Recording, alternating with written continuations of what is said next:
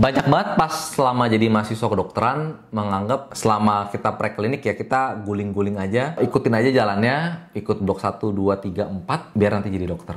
Tapi ternyata ada satu hal yang banyak mahasiswa terlupakan, yaitu pentingnya mendapatkan mentor di kedokteran. Kenapa jadi penting? Nah, coba kita bahas kali ini. Nah, tentu selama kita di kedokteran, apalagi untuk kita yang nomaden ya, kita nggak punya keluarga dokter, orang tua dokter gitu, pasti dunia kedokteran ini sangat luas. Bisa jadi spesialis, bisa jadi manajemen rumah sakit, bisa jadi dokter estetik, ataupun yang lain. Tentu kita perlu ada guideline ya, ada panduan untuk bisa meniti karir nantinya, bukan lulus jadi dokter selesai, dapat gelar dokter, tetapi bagaimana kita menjadi dokter yang berimpact di masyarakat, atau ya setidaknya karir kita bisa baik gitu selama di kedokteran. Nah, disinilah penting adanya mentor. Karena kita selama di preklinik itu bayangkan ya, seperti orang yang buta. Bayangin teman-teman ditutup matanya, diikat, lalu kita memang nggak tahu arah kita mau kemana. Bener gak sih? Teman-teman yang sekarang lagi di preklinik, apakah tahu arahnya langsung? Oh, saya akan menjadi dokter jantung. Oh, saya akan jadi spesialis kulit. Oh, saya jadi kedokteran di bedah. Oke, yang jawab tahu sekarang, udah tahu nih sekarang. Yakin gak nanti udah jadi dokter bakal ambil jurusan itu? Kenapa kita seperti orang yang tidak melihat? Karena memang kita belum memiliki pengalaman ataupun ilmu yang lengkap di bidang tersebut. Karena kita masih meraba-meraba nih selama preklinik, kita belajar seluruh organ, seluruh sistem organ, dan mengejar gelar menjadi dokter. Nah, untuk jadi itu, untuk berkarir yang lebih baik, tentu pasti kita perlu lebih spesifik dalam berkarir. Entah dia berkarir menjadi dokter spesialis jantung, kulit, ataupun yang lainnya. Tentu sekarang teman-teman selama di preklinik udah mulai membayangkan nih, kalau misalnya teman tanya, mau jurusan apa nanti spesialisnya? Oh, saya mau penyakit dalam. Oh, saya mau jantung, dan lain-lain. Nah, tapi kita perlu memantapkan jurusan tersebut. Caranya dengan apa? Dengan memiliki mentor. Nah, di sini sangat penting untuk kita, kenapa harus memiliki mentor? Karena mentor ini, konsulen-konsulen kita ini yang sudah memiliki pengalaman di bidangnya, memiliki ilmu yang memang sudah dalam di bidangnya, dan memiliki jam terbang. Jadi dengan kita memiliki mentor, let's say misalnya konsulen penyakit dalam, kita dekat sama beliau, lalu penyakit dalamnya bisa kita menjadi asisten dosen ataupun asisten beliau, akhirnya kita bisa melihat pertama, nanti pas kita jadi spesialis penyakit dalam, kerjanya seperti apa sih? Apakah saya akan betah dan cocok dengan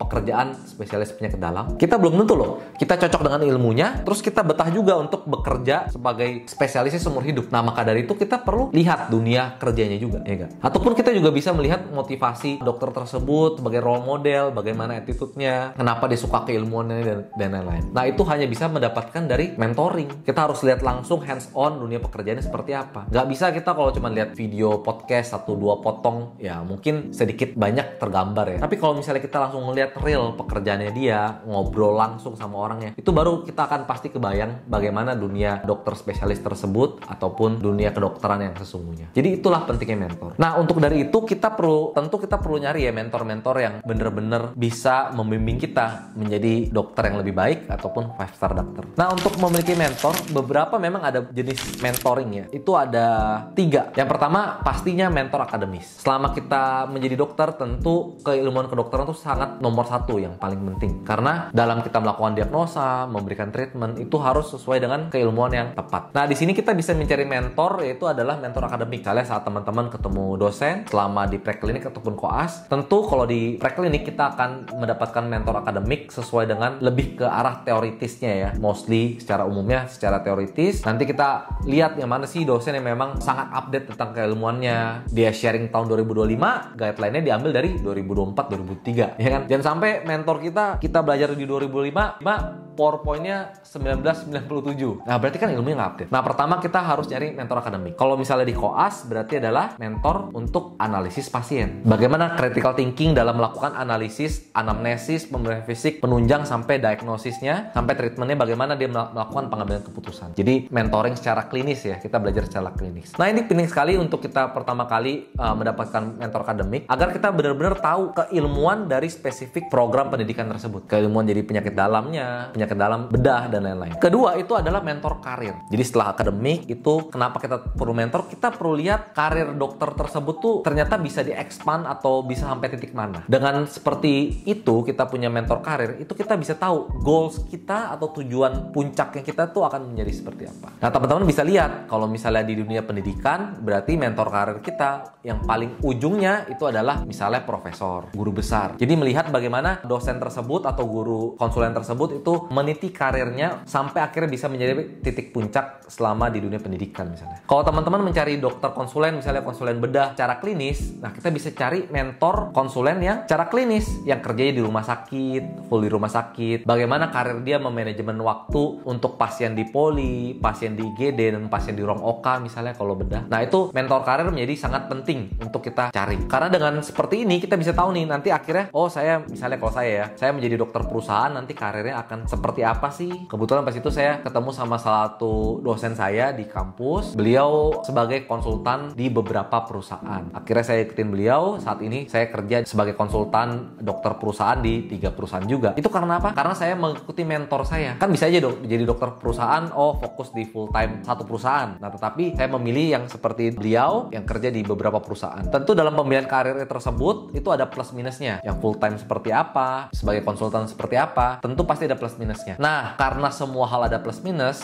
dan saya punya mentor, akhirnya apa? Saya tahu, sebagai konsultan perusahaan ini plus minusnya seperti A, B, C, plusnya ini, minusnya ini. Saya bisa tanya langsung ke beliau. Akhirnya saya menetapkan, saya mau jadi seperti beliau. Nah, itu adalah mentor karir. Jadi penting banget karena kita perlu mengetahui nih karir kita nanti peak-nya akan seperti apa. Nah, dalam penentuan mentor karir ya teman-teman bisa cari langsung dosen-dosen atau konsultan teman-teman di rumah sakit ataupun di preklinik ya. Ataupun sebenarnya dalam pencarian mentor itu juga bisa lewat buku juga. Balik-balik lewat buku.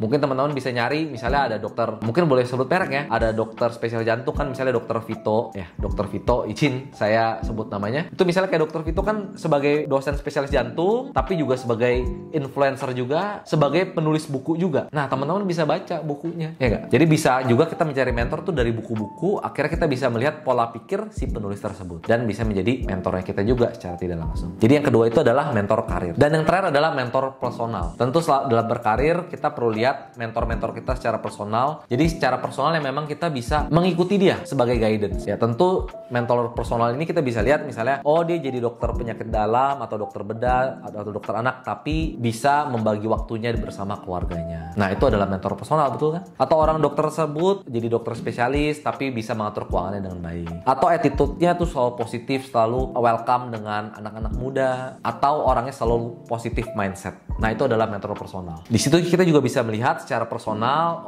dokter ini yang bisa jadi panutan agar kita juga menjadi pribadi yang lebih baik secara personal di luar karirnya kita. Tentu jika kita memiliki mentor yang baik secara personal, itu akan sangat menunjang. Karena kita punya mentor yang humble dan positif, akhirnya kita nanti akan jadi dokter spesialis juga yang humble dan positif. Tentu itu akan berimpact banyak dengan karir kita nanti. Nah, kurang lebih itu. Jadi ada 3 ya mentor yang kita bisa lihat. Itu adalah mentor akademik, mentor karir, dan mentor personal. Nah, kuncinya bagaimana kita bisa mendapatkan mentor. Apakah mentor mau ngobrol sama kita lama? Apakah mentor mau ketemu sama kita lama? Kalau kita ajak ketemu, dia mau ketemu. Nah, cara kita mendapatkan mentor di kedokteran, tentu ya kita itu harus 3S dulu. Senyum sapa salam. Kalau di simposium kita harus senyum sapa salam dulu, ya gak? Masa kita anak baru maunya disamperin? Gak mungkin konsulen samperin kita kan ya. Kita harus 3S dulu. Dan jangan lupa konsepnya tadi ada give and take juga. Kita harus give dulu. Minimal apa? Kalau misalnya kita ketemu orang baru. Kalau memang kita baru pertama kali ketemu,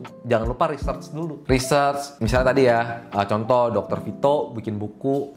Pas ketemu beliau kan jadi lebih enak. Saya udah pernah beli bukunya, ya kan? Kita pernah beli bukunya, pernah baca, atau mungkin nanti akhirnya bisa membawa kita untuk berkomunikasi lebih nyambung. Kita bisa angkat tentang buku yang beliau tulis, misalnya gitu. Itu satu.